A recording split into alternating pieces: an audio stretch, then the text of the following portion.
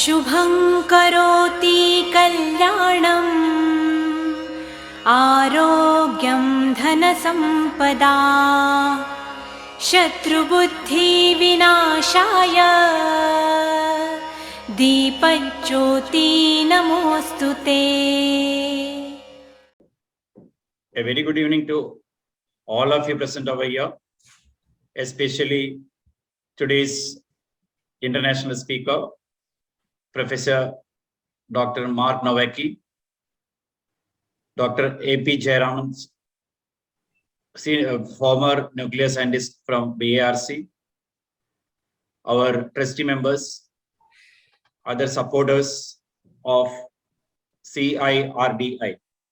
A very warm welcome to all of you for our Tuesday webinars.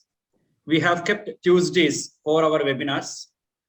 After launching on 5th of October, World Teachers' Day, we have conducted somewhat 4 to 5 Tuesday webinars. Our plan is to conduct at least 2 webinars in a month. And in the month of October itself, we had conducted one 2-day national conference for the teachers. It's very well attended by the educators. I would like to inform you all that CRDE, that is Center for Individual Resource Development International, is started or launched with the main idea of supporting, guiding the teaching fraternity, whether teachers or principals, in all the possible ways. What we thought is, when we give the resources to the teachers, definitely it is going to be benefited for the students. That's the main idea. Also, I would like to say that due to some technical problems, we are now changing the name from CRDE to ICRDE, that is International Center of Resource Development for Educators. We had a little technical problem for continuing with the CIRDE. So hence, next week onwards, we will be using, or today onwards, we will be using the name of our organization as International Center of Resource Development for Educators, that is ICRDE. But all other objectives, aims, everything will remain the same, only the name has been changed a little. Today's speaker is also one of our mentors who will be guiding us in various ways to train the educators in general. I would like to invite a great supporter of ICRDE, Mr. Girish Dalvi, to introduce Professor Mark Nowaki for today's program. Thank you so much, sir. Thank you so much, sir. It's a pleasure to be with ICRDE. Congratulations for the new name. It really reads very international, actually, and kind of gives the direct understanding of your organization. So congratulations to both Deepa ma'am as well as Suresh sir. And I am very, very happy to be here to introduce such a great personality. When I was going through sir's profile, that is Dr. Mark Nowaki, something that struck me very strongly was the last sentence of his profile, which read that he's married to a Singaporean wife and has 4 children aged 12 to 24. And it actually kind of gave me an understanding as to how, intellectually witty and humorous educator he is. And I'm sure because of this, he must be very popular with his students, and his passion for education has been growing in multifolds. To give a little more understanding of Dr. Nowaki, it's a huge journey that he has embarked upon. And, a lot has been achieved at a very early age.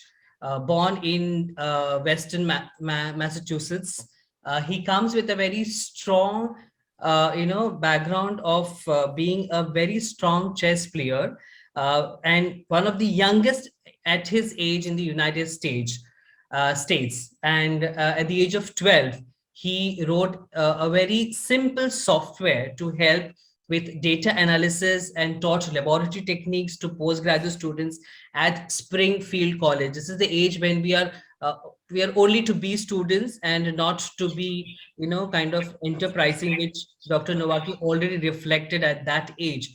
And the next, achievement was at the age of 16 when he first wrote a first book on programming paradox at that age. And then after that, he continued with his higher studies, and he started with the university career at the Wharton Business School and switched his focus later on practical study of philosophy. So a beautiful blend of a personality where you see both logic, science, as well as humanities combined together. Uh, a lot of spirituality also reflects from his interest, the way it has grown. When he completed his master's degree at the National University of Singapore, he then earned a doctorate from the Catholic University of America, Washington, D.C. He continued to teach there at George Washington University and then the prestigious Harvard University until he got attracted to join Singapore Management University, which was then shaping up. And that was the time when Dr. Nowaki realized that his contribution would be well reaching a huge number, and he could bring a change in the way things would be taught, things would be researched, and the way the publications can be built on with the student community. He's worked on various publications in the field of humanities and social science. He's consulted and lectured on education in more than a dozen countries. He's traveled widely across. But his current passion since 2005 has been when he started getting involved with the Singapore education system. And that's when he co-founded 𝐿ogic, which is a school that is dedicated to teaching analytical and critical thinking skills, and that too through games. His empirical work has been in the social science with research and popular publication in political science, development psychology, and the philosophy and practice of education. Mark sir has developed a 3-year-long work plan and budget for 𝐼𝐴N.Lab, which is a Singapore's government's catalyst for education tech. He's now focused on the growth and development of this very program through 𝐿ogic Wheels and provide it to the entire world. We welcome Dr. Nowaki, and it is an extreme privilege to hear you today. The subject is so important and so relevant today in today's time, and in India especially, we need a better understanding from somebody like you. Over to you, Mark sir. Thank you very much for a much too kind introduction, sir. And one thing I also wanted to confirm, but thank you very much to all the good folks who've been so kind as to not only introduce me, but to invite me. Dear Dr. Suresh Nair, we always have Ms. Deepa Desai and so on. A wonderful group that we have here. So thank you very much. And of course, dear Prof. Jayaraman. Now, what I would like to do is one quick thing. I want to confirm that the website is going to remain www.CIRDI.IN. Is that correct? Yeah?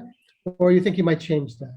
Yes, sir. We will be changing it. It's already made it, but only thing that what we thought is that we will just announce it and then we make the changes. Wonderful, wonderful. Exactly the same thing will be transferred to same way ICRDE.in. Wonderful. It's a good website. And what I wanted to do was today, with your very kind indulgence, I looked at the topic and I realized that I really want to contribute in a very practical way to teachers, okay? To do things which I think would be directly useful for them and just give a few gentle observations. I think that the first thing that I would like to point out is, again, allow me to just quickly share my screen if I may. Okay, and right, And then, okay. I do hope that that is all showing properly. Yes, sir. Okay. Now, the talk I was hoping to share today is really about smart ways of incorporating technology for better learning. I wanted to do something very practical. And I think that you'll see this in just a moment. I have very few slides, but what I want to do with them is make sure they get posted up on the ICRDE website, because these are resources which are meant for teachers to share, disseminate, and so on. So I want to have this bank of resources available for the teachers. And smart ways of incorporating technology. Well, I want to focus on the word technology, okay? And I think that we can do this just by looking at its original meaning. Let me get rid of the screen for a second. Let me just come back to a simpler way of doing this. You see, what I think would be useful here is to consider the word itself, the word technology, or as we often talk about it, learning technology. This is a very old word. It actually comes from the Greek techne, okay, which you would, if you take a look at it, itself comes from a Proto-Indo-European root, tech, I believe, and it originally meant, of all things, to weave, all right, like cloth, okay, to bring together like cloth. And of course, it was the Greeks who, building on this very deep domestic insight, decided to expand the meaning. And the word techne that we have nowadays originally comes from, of all things, the ancient Greek philosophers, who used it as a way of distinguishing one type of knowing from others. Originally, techne, for the Greeks, meant something much more like, an art, a craft, practical knowledge. Let me give you examples. Shoemaking, if you can make shoes. Cooking's a technique as well. We also have medicine, and medicine is actually more of an art than a science when you start dealing with individual patients, right? You would see it as sculpting, or basically any kind of more skill-based applied enterprise, like bricklaying or carpentry. The thought is that there's a knowing that is important here, but the knowing is at the level of how to do things, okay? And just a little bit later, when we get into the Stoics, with people like Zeno and Chrysippus, we actually have virtue being talked about as a kind of technique, a sort of craft for living.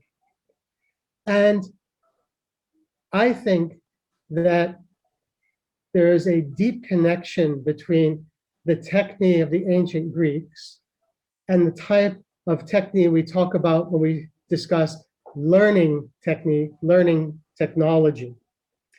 Because at the end of the day, the suitability of a practice is determined pretty much exclusively by the art. And teaching is, of all things, it's a vocation, a calling, it's an art.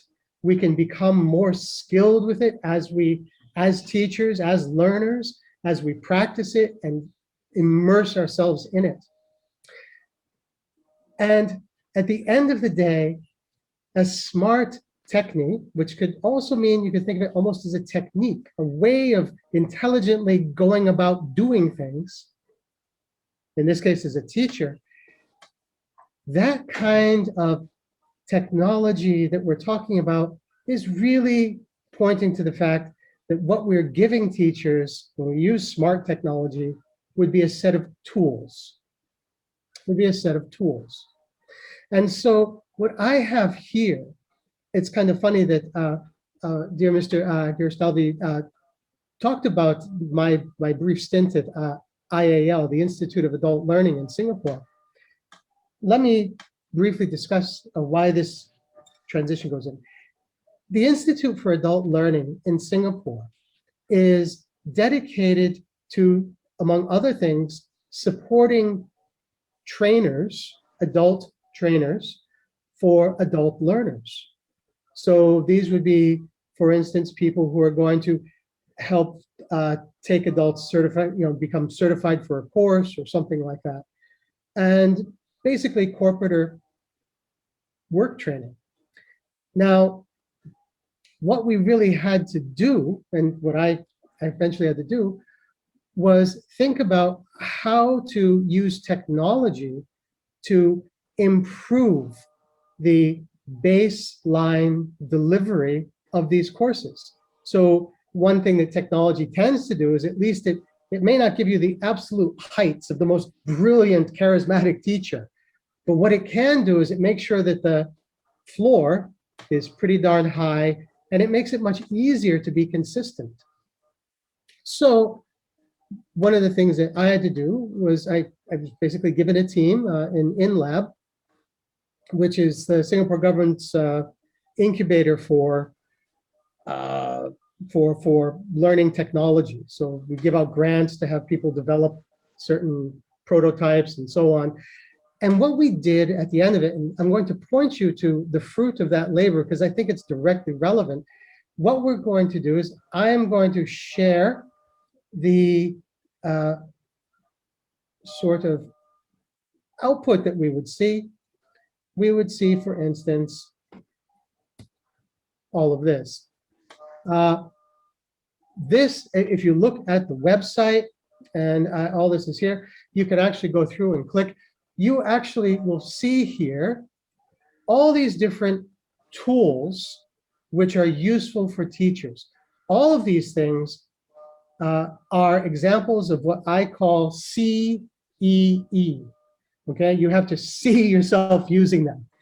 They basically, CEE stands for cost, effective, and easy. Okay, let me give you an example. We have these different things that are very common for teachers to do. Creating digital content, so there can be things to do there. Your workflow, you can do all sorts of live multi-user devices and so on. But the best place to start, I would say, for any particular teacher first getting into this, would be actually to look at assessment and checking understanding. It's one of the easiest ways to bring all these items in. And basically you have quick little descriptions of what these different categories do. But what I really think that you must do as a teacher, if you haven't done this before, really it's useful to start here. Quizzes, and of course, the very well-known, if you just keep going down here, you have clickers, and of course, Kahoot. If you haven't seen Kahoot, go try it. It's very simple. Basically, Kahoot is used by many teachers as a way of doing a quick in-class quiz. Or you could even do it offline as well. You can do it, you can do it a quick quiz, for instance, if you have distance learners as well. Now, all of these are here. You can click on them, and so I'll give you these slides in their regular form, and they will take you to the relevant sites, and you can find out what you're doing from there. Okay, so I hope it's showing the screen properly. But anyways, all of that would be examples of concrete tools. They're all categorized for you. I urge you to go look as a teacher at these resources. So this is what I had my team do over IAL, and all these tools are intended first and foremost for teachers, okay? And they're all cheap and they're all fairly easy to use. I do have a little bit of advice here, but I think that one of the things that we have to think about as a teacher would be, where do all these tools fit? Where do all these tools fit? And I think that the most important thing, let me just go back to not sharing for a moment. I think the most important thing to do is after maybe somebody takes a look at the tools and just tries out one or two, just to get a flavor of what's out there. The idea is, where do they fit, right? You know, in somebody's practice, how can you use these? And so I think, to keep this very practical for teachers, we have a very important distinction. Okay? The distinction, I think, looks like this. First of all, you know, after acknowledging that blended learning in the sense of incorporating some sort of learning technology into our teaching is pretty much here to stay. COVID has certainly made distance learning very common. And what are we going to do with it? Well, the distinction I suggest for teachers is, when you look at your learning technology, there are two basic applications. You can think of your use of learning technology as, in some sense, complementing your in-class teaching, okay? Your in-class teaching. Or, and here's the second alternative, you can think of learning technology as the medium by which you deliver distance learning, which we're all deeply familiar with. I mean, we're doing Zoom right now, right? This is this is kind of what happened to many classrooms globally. Now, here's the thing. The way that we go about incorporating technology requires those two very different mindsets. When we talk about learning technology in the sense of complementing in-classroom learning, I really think that what should come to mind would be big lists like I just gave, right? The idea, and that'll be hopefully up on the ICRDE websites before too long. I really think that we start looking at, oh, what sort of tools maybe we can use in class, all right? So a sample in-class use would be Kahoot. Kahoot is basically a way of gamifying quick quizzes.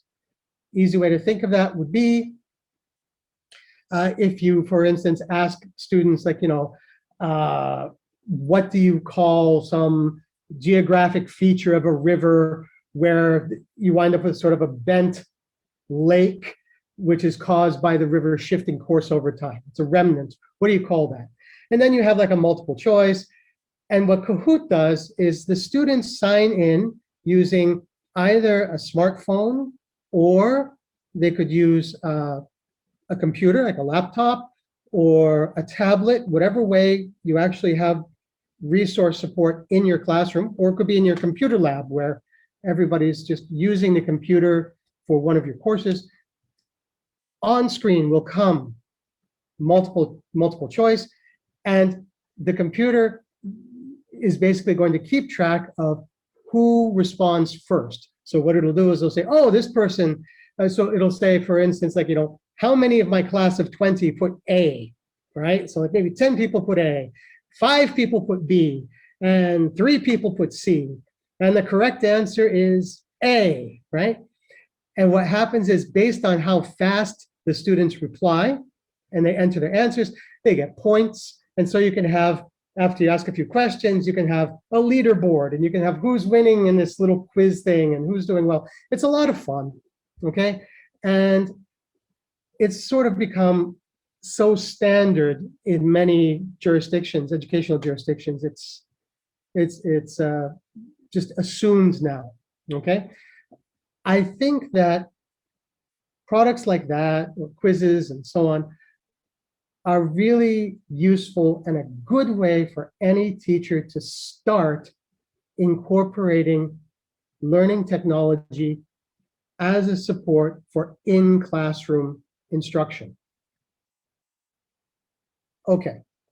The other thing that I wanted to put under the category of in-classroom instruction would be all of those supporting products which basically would assist the learner with online resources. So for instance, imagine a mathematics teacher might easily send the class to, if they have access at home, to go practice online some sort of, math game or something like that. And there are lots of those out there. Every single subject has these. I'd be happy to go down and, share lists with you. It's simply that there are so many different subjects taught by so many teachers. But guaranteed, there are free learning games available for every subject and just about any age up through secondary school, okay? And I would be delighted to help point to some general resources there in the slides that I'll give over to the good organization here. So that sort of thing where you have more practice outside of class, it's almost like homework. At some level, homework is really just a simple extension of what's going on in the classroom. And it's really intended as an opportunity to practice the using the concepts and so on that are being taught to the student. So that's really, I think, what we see here. Think of it as like, example would be just math drills.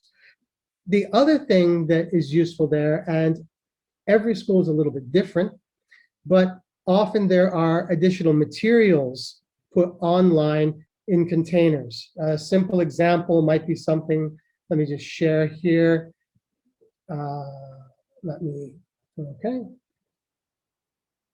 Okay.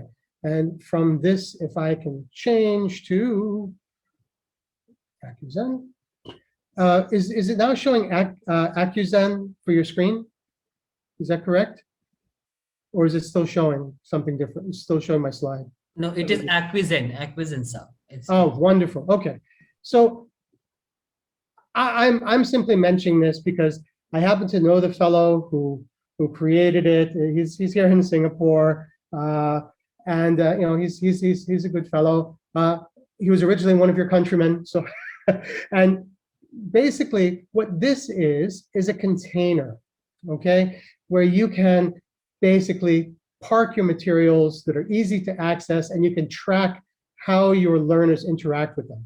So for instance, if I were just going to log in, there's nothing very clever about all this. Let me see if I can just do a quick example, okay? Okay. This is available either online, or it actually looks a lot better on a smartphone. Now, all I'm showing you here is that basically within a course, you might want to do something like this. You may want to perhaps store things there, like this is resources for teachers, so like teacher guides, or you could just put materials for your students, like textbooks, workbooks, and so on, maybe little videos and slides, right? So you could even do, videos and so on, right? So the basic idea in all of this is that very often as a teacher, you can make sure that your students are using it. And you can do things like you can have you can set up quizzes and checklists, and you can see how far through the learning modules your learners went, and it tracks all this automatically for you. There are many products like this out there. And in fact, if you look at once again, the website that I referred to it over IAL, there's a whole list of these guys right down the bottom, okay? Again, different schools do different things. You may have your own sort of learning management system or LMS internal to your school that you want to use. Whatever your standard is, I just support. Okay? Now, what I'd like to come back to, and just continuing with this very somewhat dry and practical view, is that I have a little bit of advice for, again, the use of these particular tools I've been pointing to. So for instance, let me just once again see if I can share my screen, okay? And if I can, I would like to go back here. Are we back on my slides, I hope? Okay. Now, here's a little bit of advice. I do hope that that is correct. Yeah. All right. So that's my share. So yes. Okay. Now, one of the mistakes that teachers have and administrators is they think, oh no, we have to go all out and we have to do this right away. I really think that it's very important to have the teachers understand that the tools are just tools, right? Don't try and go into that massive list that I gave and then say, oh, learn all of those, because frankly, there's no point. You won't use most of them. And honestly, it really is a matter of finding out what works for you as a teacher.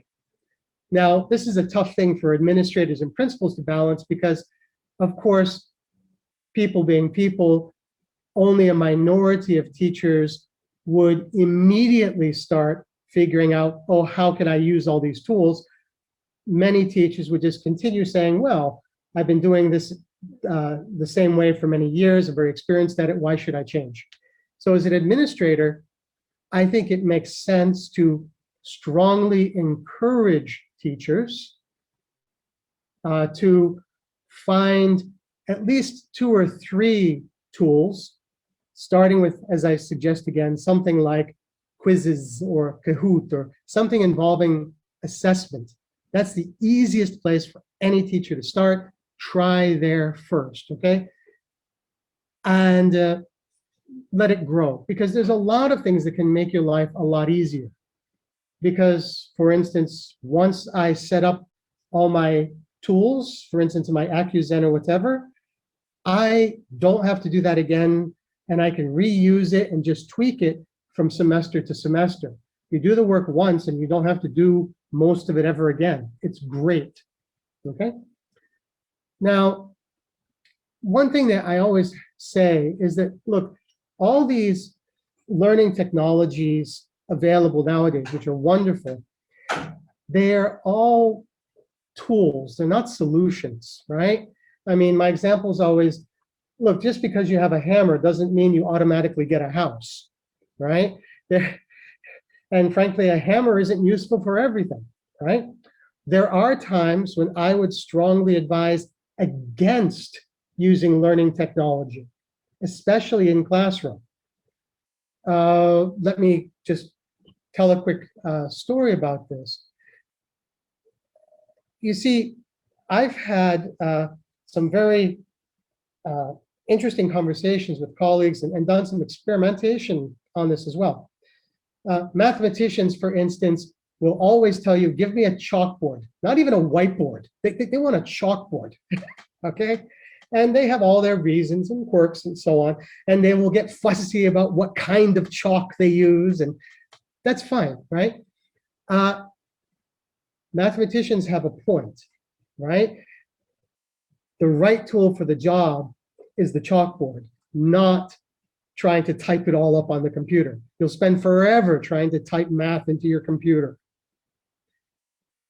Again, and I would frequently teach with my colleagues a course on analytical thinking skills, basically an applied logic course at Singapore Management University, okay? And one of the things that SMU encourages is the use of laptops. So what happens is the dear students come in, and then the first thing they do is they open up the laptop, and maybe they open up a word processor, they're going to take their notes and so on. I ended up refusing to allow my students to use computers in my classroom. Why? Okay, well, I explained this to them because what I did with the help of my colleagues is, since this was a university-wide required course, we would have, easily, like 1,000 students going through it or more every semester. And so what my colleagues and I did is we went through and we said, all right, half of our classes would use, they'd be allowed to take notes with the computer, and half of them would not. Okay?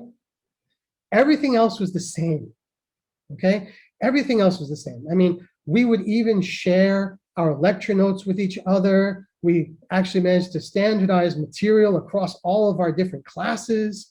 We actually managed to, we have a common final examination and a common midterm, okay, for all of the students. So for instance, we would have all of the students at the end of the semester, all 1,000, however many of them, would be in one big hall, and they're all taking the final exam together, just sitting there. And here's what happened. Even though we randomized it, okay, even though we randomized which students were in classes that could use computers and which could not, it turned out that for all of us, for all my colleagues and myself, that the students who took notes by hand and did not use a computer scored an average of half a letter grade or more to the comparable students who use computers. Okay? It's really quite important, right? If you have a choice, take notes by hand, okay? It's the right tool for the job. That's what's important, okay? Other things, I have the students, when I teach MBA classes, I often give problems that would involve the students needing to quickly put together a spreadsheet. So then they certainly need the computers there. Or when some of my other colleagues were teaching accountancy, they actually managed to incorporate the computers very nicely into the learning experience because it's the right tool for the job. Learning tech is all about what meeting of the minds is opened up for the teacher and the learner. That's really what it all comes down to. So, as I was saying, for teachers first getting into this, please start simple, start with assessment stuff. Do try it, okay? Especially for quizzes and things like that. It's great.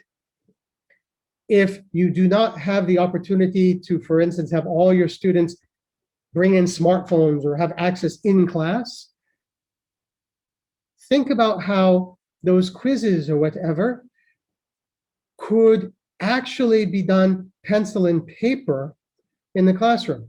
So for instance, you could create as a teacher what I call exit slips. An exit slip is very simple. It's just like just a little piece of paper, like yay big. You give it to the students, and before they're allowed to leave the class, they have to just put their name on it, and you're gonna then, as a teacher, say, you could either ask, like, what is one important thing you learned today? Give an example, and tell me how you might use this in your everyday life. Right? And do you have any questions from today? Is there anything you didn't understand? So you could actually just use the exit slip as a teacher, not as a grading thing, but for understanding how well your students are following the curriculum, right? You can use it a way of having immediate feedback because they hand you the exit slip to get out of class. It's their pass to leave. So they don't want to get in trouble. They have to answer it. So they give you this, and you can then say, all right, I noticed from last class that a lot of you had questions about this topic or this topic or this topic. Understand that what you're doing with an exit slip is basically a slightly less efficient way, a little bit slower way of doing what you would do in class with something like Kahoots. Kahoot's even better because it's immediate feedback, right? But, you know, think of how it's possible to use these tools in different ways. Basically, exit slips can be on a computer or it can be on a slip of paper. That is what I really wanted to say about the side of using technology, learning technology to complement in-class learning. the other distinction I made, and I'm just going to spend like 2 minutes on this, really talks about, remember, instead of just to complement in class, my distinction was in class versus using learning technology as a medium of instruction, okay, for distance learning in particular. Now, teachers have gotten used, unfortunately, to things like Zoom and so on because of our terrible ongoing pandemic.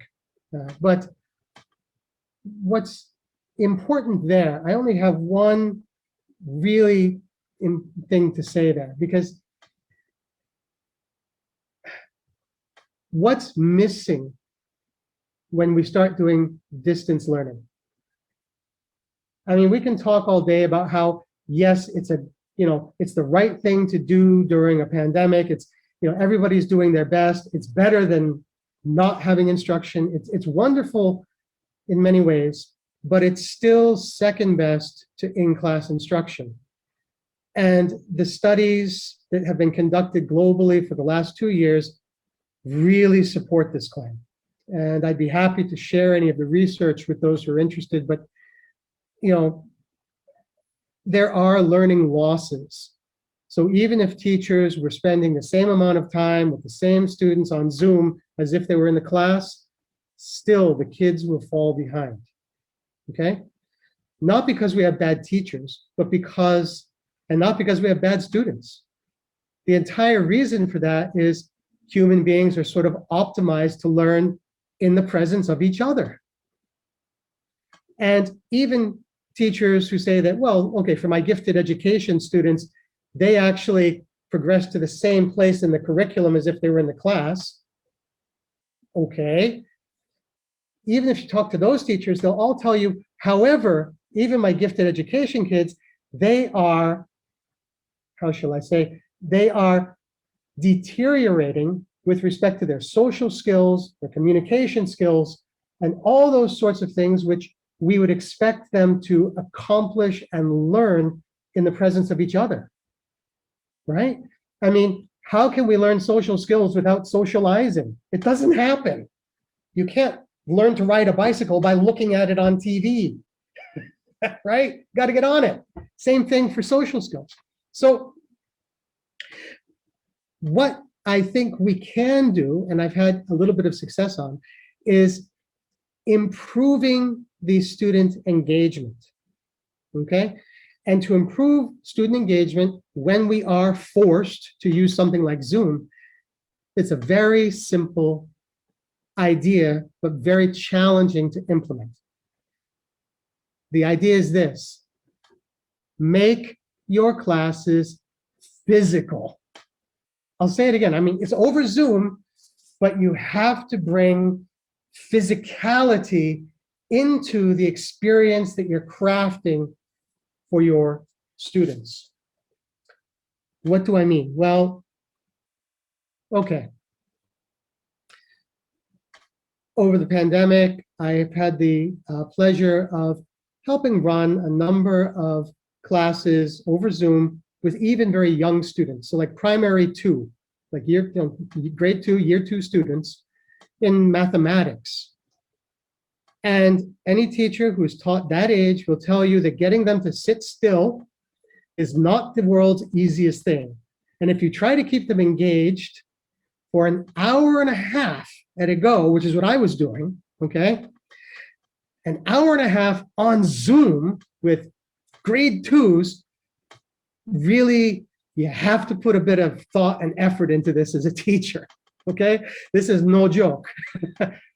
Well, what do you do, right? You cannot just talk to them because you cannot walk among them. What I did is I made sure that my students had some physical materials in front of them, something they could use. So for instance, since it was a mathematics lesson, I would have them get dice, right? And I'd have them do games where they're in their little breakout rooms playing against each other, and they're rolling dice, and they're using the numbers on the dice to combine to try and find other numbers. So if you roll 4 dice, you roll 2, 3, 4, 5, you could do 2 times 3 is 6, plus 4 times 5 is 20, so 26, right? And then maybe on like a little bingo card, you have a 26, they say, haha, and they tick it off, you see? And you could combine the dice in different ways. You could use addition, subtraction. I had one clever soul start doing factorials, right? Oh no, I need this number. How can I do it? Oh, well, I'll just do 5 factorial. Oh yeah, clever one, you know? And so all these kids were actually really engaged because they had something to do with their hands, okay? You have to put something in their hands. Doesn't have to be fancy. And by putting things in their hands, you have to have kids with things in their hands spending some time in, for Zoom, for instance, a breakout room where they're with their friends using those things in their hands. So they'll talk, and that's how they start picking up the socialization and so on. Okay? And there are a number of exercises we can do that will actually help the students become more aware of what's happening through Zoom. Because a lot of times you just get up and walk away and, you know, just put your little picture on and say bye. That's fine. But here's something else that I was doing. I was saying, well, for instance, I figured out how to get a small deck of cards to all of the students. And we figured out a way to shuffle the cards so that everybody had the same deck, right? So it's sort of like a planned randomness, as it were. At least it's, you know, open to doing things that way. And anyways, what this really did is it allowed the students to start experiencing a lot more activities together. And really give them brain breaks, which are typically physical. So after every 15, 20 minutes or so, get them to stand up or get them to do something funny with their fingers. You know, can they do this? You know, the old, you know, like this, right? Or get them to do, you know, funny things like, oh, I don't know, like this. Can they do that? You know, basically all the things you would do to amuse a baby on a bus. That's what you want to do, because it's something funny and physical that you don't typically see, and it's wonderful for refreshing the brain. And finally, again, you can even use, I tell you, drama classes are a great source for inspiration. We do like this lovely counting game, where if I have, say, 5 students, and those 5 students all have to say a number from 1 to 5. So we have to count as a group up to 5, but each student can only say one number, and after they've said their number, they can't say anymore. But which number they say is up to them, right? And it has to be in order. So if you have 5 kids, what typically happens is maybe I'll start. So 1, then the kids, they're not allowed to look at each other. One of them has to say 2, right? Then another one has to say 3, okay? And the beautiful thing is that they don't know when the other person is going to speak. And if 2 people say a number at the same time, we start over with the counting. This is actually quite challenging, but it's perfect for something like Zoom because it helps your students become more tuned in, more aware of the social dimension of what they're experiencing right now, okay? So get your students, I would say to my fellow teachers, to have something in their hands, to have them physically moving around, to have them interacting, but without clashing with each other by speaking and being engaged. Make distance learning physical, and all of your students will become more engaged, and all of your students will retain what they've learned a bit better. Will it make up for the fact that we're not in each other's presence? I don't think so. Not entirely. But will it make it better? I mean, my bet is that it does better on a predictably, statistically provable way. And I'm going to be collecting data on that soon. So make it physical. Okay, so basically, in this much overlong talk, I've simply tried to raise a number of practical ways of thinking about things for teachers. Think about smart ways of incorporating technology. It's all about the craft of teaching applied to make the experience, whether it's in class or distance learning, appropriate and effective. For in class, which also I would count things like support, like homework and so on, complementing what's in class. It could be physically in class or outside. Then we have a bunch of tools. Use tools that work. Start simple. You don't have to worry about all of them. And then after trying 2 or 3 tools that work, that's something I would encourage administrators to encourage their teachers to do. Then realize that there are other tools which we've all been forced to use, like video conferencing, distance learning in general. The trick there is to realize that the tool made our students distant. How can we make more physicality and get them associating with the sorts of things that go with being a presence for them? Okay, so make it physical, make it more tangible, as opposed to just watching everybody like a postage stamp on a television. So that's what I had to say. I thank you very much for your extremely great patience. I hope that this is going to be of some practical use for teachers as a resource. Thank you. Thank you, Dr. Nowaki. Yes, definitely a clap needs to be, kind of be there, because it was a wonderful session. And I'm sure all of us present here are feeling even more excited, because we now know that we are on the right path. Technology needs to be used smartly, but at the end of the day, it is us that we need to be more active, more smarter, because we are the ones who built the technology. Thank you, sir, that you helped us realize that the drama is very important as a teacher, because that kind of reaches out to the child. The physicality is so important, that we as teachers need to keep rejuvenating ourselves and be active. And looking at you being so active and doing so many things with your hands, I was trying to just learn those things. Maybe later I'll take the coaching from you, but those were so interesting. And I think we need to come out of our shell, not stick to the teaching method, but more of an exchange initiative between the student and the teacher has to be there. The exit slip, many of us know that, but we still have not been using it extensively. I think with your energy, we will start implementing that now very soon again.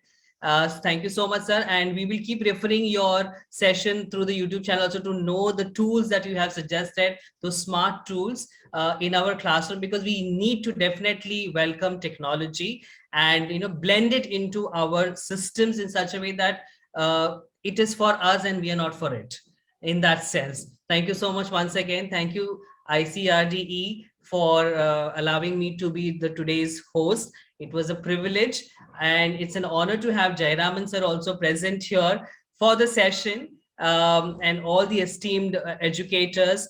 Many of us know each other, but some of us have got introduced because of this platform. Thank you so much to all of you. Any questions that we need to ask sir, please, you can just put it on the chat and I will ask on your behalf to sir. And once we finish that, we'll propose the vote of thanks officially. So over to the participants, the educators from across Pan-India. Any questions, please drop it in the chat box and I will ask it on your behalf to Mark sir. Mark sir, one thing I would like to say, that whatever you have given an advice to the teachers as well as for the students, that you must not learn all the tools, but learn one tool fully. That's a good thing, because people try to learn so many things but end up with nothing. Instead, learn the one tool at least, but fully. That's a good idea, sir. Thank you. I couldn't agree more. And it reminds me that there's a second half to the famous saying, right? Which is jack of all trades and master of none, but still better than the master of none, right? So you have to try it. You have to get one. Yeah. Correct. So since I am not getting any questions, I think all of us agree with what Mark sir said. So to add to what Mark sir said, I would request two of the esteemed personalities present here, Dr. Jayaraman sir and Dr. Ambujana Iyer, ma'am, your one-liners on today's session and how do you conclude it would be a great takeaway for us in addition to what Mark sir has given. Over to Jayaraman sir first. This time, no ladies first. Oh, thank you to be invited to speak after Professor Mark. Professor Mark is ahead of the times all the time. So to add something to that is an intellectual, formidable problem. Since he mentioned technology, I would only say this: do not be flummoxed or baffled by technology. Internalize small increments. That was the lesson he told us today. Don't be baffled by it or puzzled by it. It has an overawing sense it creates. Technology, the gimmicks and the flashes, the whole kaleidoscopic presentation. Do not be kerfuffled by that. Just internalize small increments, and that will stand you in good stead. I'm in total agreement with that theoretical approach because it's very easy to get overawing presence of technology. So that's a single lesson we would like to take it. Don't be scared. You can internalize it, but part by part, bit by bit, atom by atom, you build molecules. Absolutely, sir. Beautiful. Dr. Iyer. Dr. Iyer, I know her for many years. She has been the HOD of SNDT University and today serves at various organizations as an expert resource person also. If you're there, Iyer ma'am, your one-liner, please, of wisdom to our Yes, audience. sir. Thank you, Girish. Thank you, Dr. Mark. Your talk was invigorating and it created an intellectual disturbance. I'll have to think more about technology now. And I was actually visualizing what I would be doing in maths and science. And science is my forte. I was just thinking about a simple concept that I would be showing and bringing about physicality, wherein I would be gaining students' attention and making them more interactive. I agree with you totally. Zoom creates boredom over a period of time. I find children switching windows when they are in the classroom itself. So this particular session of yours has brought within me certain ideas that I'll introduce, okay, especially when I go for teaching how to teach science, what are the different pedagogies, etc. And technology being a newcomer in this, I think, we can add much more interest in delivering the discipline. Thank you, sir. Thank you so much, ma'am. Now I think I need to choose randomly somebody to speak again because I'm sure all of us here have our own, core experiences and learnings and which we would like to share in this context. Can I ask Aditya Pal sir to share his views? I'm sure Aditya sir, you will have something to share.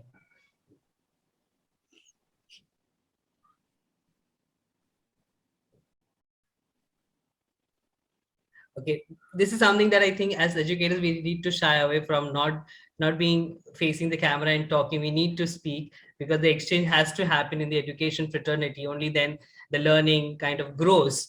Anybody else? Should I randomly pick up someone, or would somebody would like to themselves come forward and speak?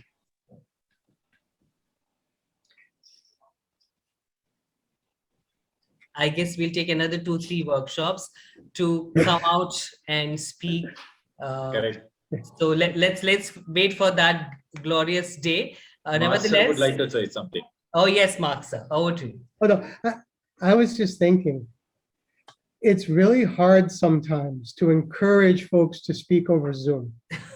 And I think Yes. it's difficult to encourage because it requires so much courage sometimes, right? And so anybody who gets up and speaks, you know, I really treasure it. And so, you know, one of the ways I put it is like, who's brave enough to say, or something like that. So, because, you know, I respect, you know, and I see folks who are coming on with their, turning on their monitors, the videos.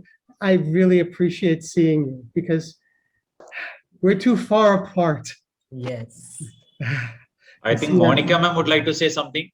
I think Yes, Sangeeta yes, ma'am has raised her hand. I think Okay, Sangeeta give- ma'am would like So now Yes, first yes. Monica ma'am, then Varsha ma'am, then Sangeeta ma'am. Okay, Monica ma'am, over to you. Yes, sir. Good evening, sir Good and evening. ma'am. Actually, I'm a librarian, school librarian, and problem. I just had one query. As you said, we need to use that physicality amongst the students. So, as a librarian, how would I go in for this?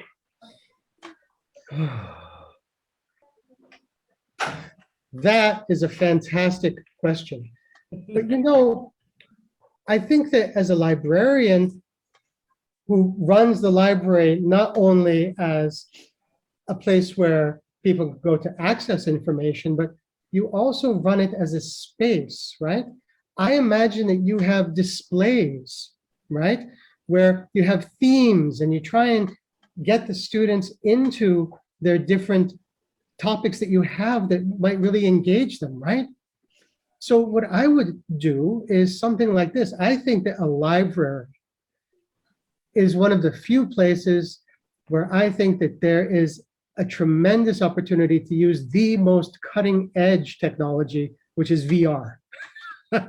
I tell you, and the way to do it would just be to take a walk through a library, because few things bring greater joy. Maybe it's just me. I love bookstores. I love libraries.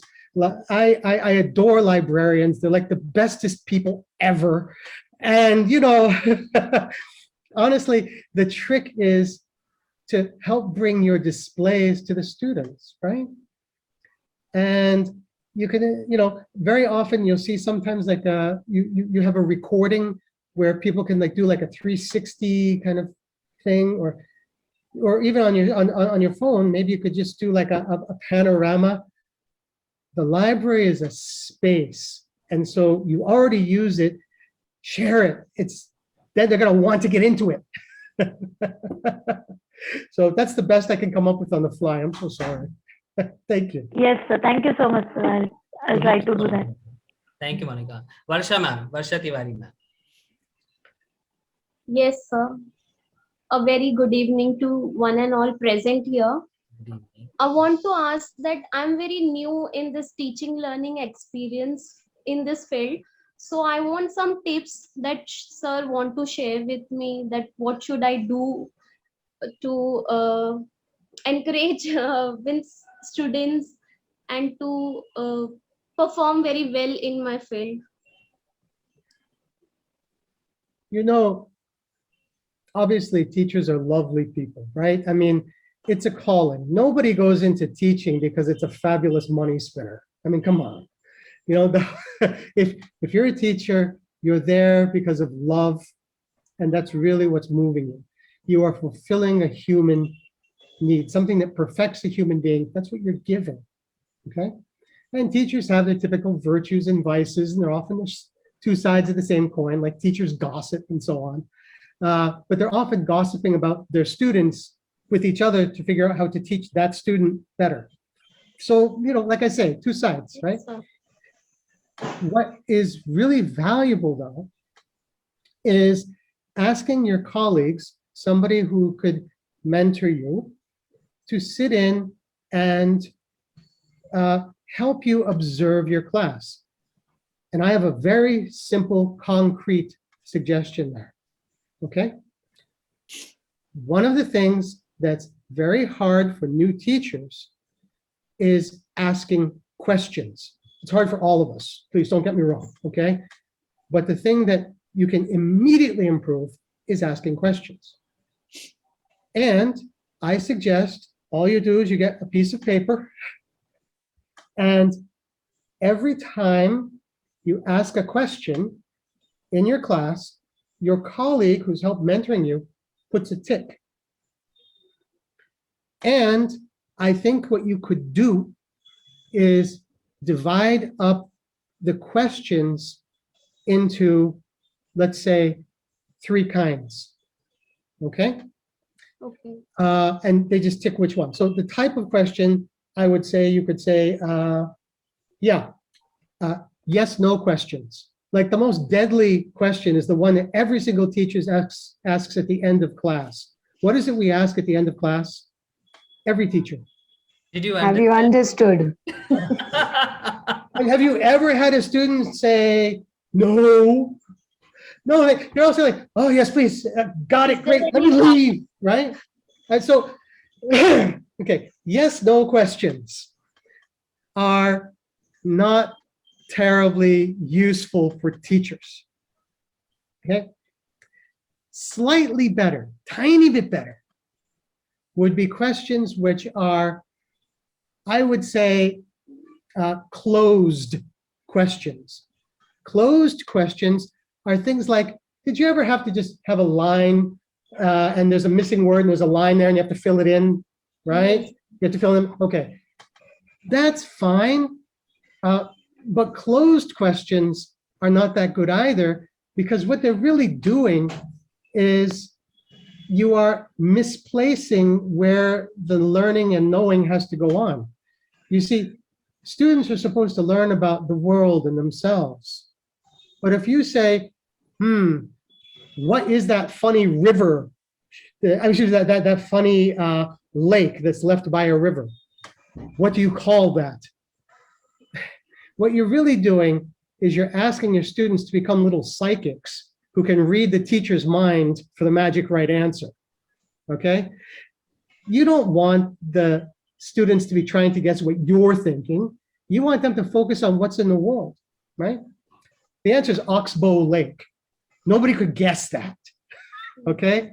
An Oxbow Lake. I mean, who would, but the thing is, there are times when that's useful, so don't get me wrong. That's a closed question is better than a yes/no question.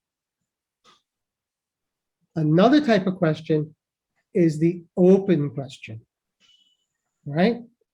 And the open questions are wonderful because there would be things like,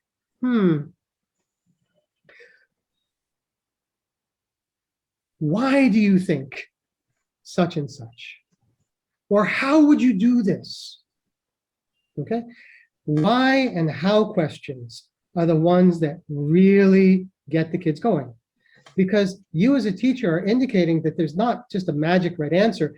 They might go in different directions, right? And it's much more thought-provoking. And maybe yes, maybe no, maybe there's a right, maybe there's a wrong for some of these things. But if you ask them, why do you think people get jealous, for instance? Something really makes them think about, like, why do siblings fight? Like, why do you fight with your siblings? They're going to be very taken aback. They're going to think hard about questions like that, right? Yeah, think hard. And when you get really familiar with your class and you build up trust with them, there's a fourth type of question you can ask. It's not so much a question as it is a way of questioning. It's Socratic questioning. It's very simple. Right? There's no such thing as the Socratic question. Okay, this is nothing too deep. You want to say Socratic questioning is what happens when you as a teacher ask an open-ended question, you listen to the student's response, and then you ask another open-ended question based on what the student said. The pattern is open on open. That's Socratic questioning, okay? And that is going to absolutely transform the depth of learning and experience for your students. So what I would say, put on a piece of paper, yes, no, closed, open. Your colleague just sits there and counts your questions and puts ticks next to the right type. And you want to be able to slowly move those ticks from the yes, no's down towards the open. You're going to need a mix of all of them.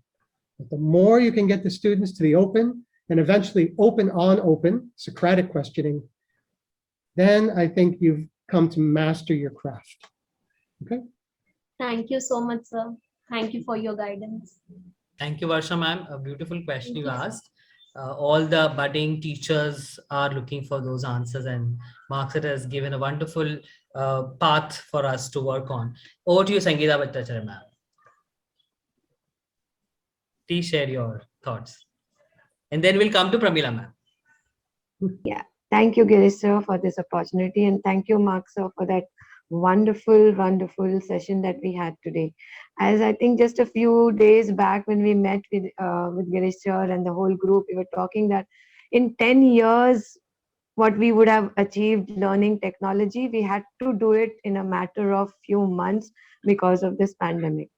And therefore, there are lots of teachers who are finding it very difficult. Like in our school, we introduced puzzles, quizzes, Padlet, flip grids, you say whatnot. But the traditional way of teaching, even these open-ended and closed-ended, that you have to use more of open-ended questions, they still go back to, I must use what I was always doing, unless there's someone observing it. Even immersive reader for our librarian, that was also one thing that we introduced. So there is lots that is done, but how do you motivate them to move ahead, especially in the online when they are in their own spaces and doing it? And you feel how much do you tell the teacher, because each one is going through something or the other in this COVID times. Thank you. Yeah, I really feel for the teachers, and yeah, it's a crash course. You're absolutely right, and it's hard, I mean, especially for experienced teachers. They've spent a whole career getting good at what they do, and now they can't use the full set of skills they have. It's frustrating, right? And for new teachers, they're not getting the immediate rewards of the presence of the children, which is often why they went into it to start with, right? So it's hard, right? Because we need the presence of each other. So, and I'm so proud of you, like Padlet and all of that. Oh yeah, you don't need me. You've got all that stuff already, right? But it's really important sometimes to just try and take it slow. Zoom is bad enough. And I think a way to get this teachers engaged is to say, like, if they were really right there, how could you really do this with them? And try and find a workaround for Zoom, because that's the only way to really do justice to the art, the craft of teaching. Yeah. So that's why I said make it physical. Exactly. Use what we're already good at as teachers. Beautifully, beautiful. I'm so glad to hear that, and my congratulations on the heroic efforts of the teachers. Absolutely. Thank you. Thank you. And Sangeeta ma'am, teachers will need to be motivated because they have done a crash course. So they need a lot more appreciation to continue to do that, definitely. Coming to Parimala ma'am, you had a question. Yes. No, good evening. And what a wonderful topic chosen today, and a lot of inputs for all of us. I was just thinking of a suggestion, because I used to see how my granddaughter would interact when she had online class. I often used to see how she used to converse with her classmates just prior to the exact beginning of the topic for that class, with the supervision of the teacher. They would talk about things, what they had for breakfast, or how they spent their weekends, and what did they do after school that particular day. So I thought that helps the children to socialize with the classmates, because they miss them so much from the actual classroom. Mhm. That's what I thought. I couldn't agree with you more, because we learn by narratives and stories, right? And what you're doing for social skills is basically sharing the story of yourself and learning the stories of others. This is why, for instance, esteemed, Prof. Jayaraman is so very good. He's a marvelous communicator because he has stories, and he knows that those lessons stay in and they stick because of the stories. I mean, and not only that, shameless people will delightedly steal his stories. Like, I love the water drop one. And so, which, if I recall, that was at Bark, and that's not even you who did that, but rather somebody that you learned from, if I recall correctly, Prof. So, like, how many molecules in a drop of water? So the idea is, I think that stories are part of what connect us, right? And sharing about ourselves is sharing our story. It's important, and we remember it because it means more. Yes. You're right. And I think the children enjoy that part of the session very much, because I see that happening to my granddaughter. Thank you, sir. Thank you. Thank you. Thank you so much, everyone. We now propose the vote of thanks.